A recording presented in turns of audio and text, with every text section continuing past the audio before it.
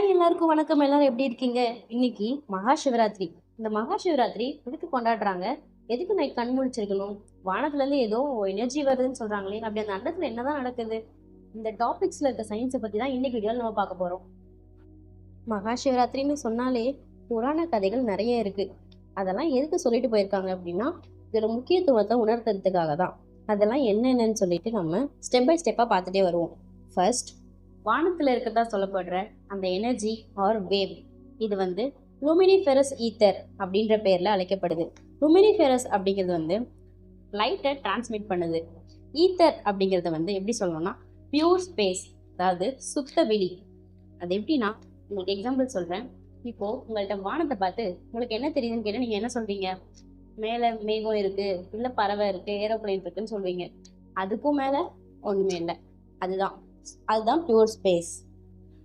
அந்த பியூர் ஸ்பேஸ்லேருந்து வர அந்த லைட்டை தான் நம்ம லுமினிஃபெரஸ் ஈத்தர் அப்படின்னு சொல்கிறோம். அது சிவராத்திரிக்கு மட்டும் தான் டிரான்ஸ்மிட் ஆகுமா அப்படின்னு கேட்டால் கிடையாது. அது டெய்லி டிரான்ஸ்மிட் ஆகிட்டு தான் இருக்குது.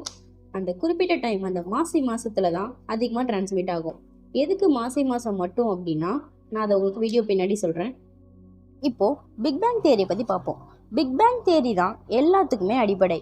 அதாவது இந்த பூமி உருவாகிறதுக்கு முன்னாடி இந்த இடத்துல வெறும் அமைதி மட்டும்தான் நிலவி இருந்துச்சு. அதாவது கிராவிடேஷன் கிடையாது, ஹைட்ரஜன் கிடையாது, ஆக்சிஜன் கிடையாது, லிட்ரலி ஒன்றுமே கிடையாது. உங்களால் அதை யோசிச்சு பார்க்க முடியுதா? எஸ், இந்த அண்டத்தில் ஏற்பட்ட ஒரு சிறு அசைவுனால அது வெடிச்சு செதறி தான் அதுலேருந்து நம்மளுக்கு ஸ்பேஸ் பபிள் கிடச்சிது. ஸ்பேஸ் பபிள்ஸ்லேருந்து தான் மில்கி வே உருவாச்சு. மில்கி வேலேருந்து யூனிவர்ஸ் உருவாச்சு. யூனிவர்ஸ்லேருந்து பிளானட்ஸ் உருவாச்சு. அந்த பிளானட்ஸில் ஒன்று தான் நம்மளோட எர்த்து. ஓகே, இப்போது நம்ம பூமி சுற்றிக்கிட்டு இருக்க நீள்வட்ட பாதை, அதாவது எலிப்டிக்கல் ஆர்பிட், அதை பற்றி பார்ப்போம். இதில் சூரியன் தன்னை தானே சுற்றிக்கிட்டு ஒரு புள்ளியை சுற்றி வருது. பூமி தன்னை தானே சுற்றிக்கிட்டு சூரியனை சுற்றிக்கிட்டு இருக்கு. சந்திரன் தன்னை தானே சுற்றிக்கிட்டு பூமியை சுற்றி வருது. பூமி 2 நீள்வட்ட பாதையில் சுற்றுது. ஒன்று பெரிய நீள்வட்ட பாதை, இன்னொன்று சிறிய நீள்வட்ட பாதை.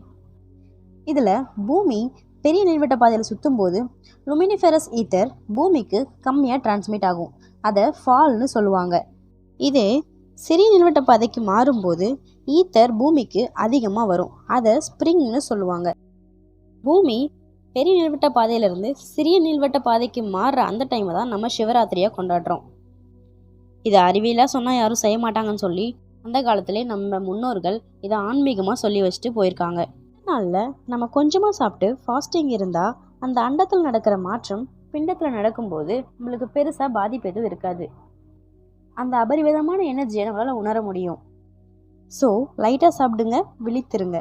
நான் விழித்திருங்கன்னு சொன்னது கண் முழிச்சிட்டு கேம் விளையாடிட்டு சேட் பண்ணிவிட்டு டிவி போட்டு டான்ஸ் ஆடிட்டு இருக்கிறது கிடையாது. இதெல்லாம் புறக்கண் விழிப்பு. நான் சொல்கிறது அகக்கண். அதாவது செய்கிற செயலில் கவனமாக இருக்கணும், கான்ஷியஸாக இருக்கணும். ஓகே கைஸ், இவ்வளோ நாள் அர்த்தம் புரியாமல் பண்ணிட்டு இருந்தீங்களா? இனிமேல் அர்த்தம் புரிஞ்சு பண்ணுங்கள். எக்ஸ்பீரியன்ஸ் வேறு லெவலில் இருக்கும்.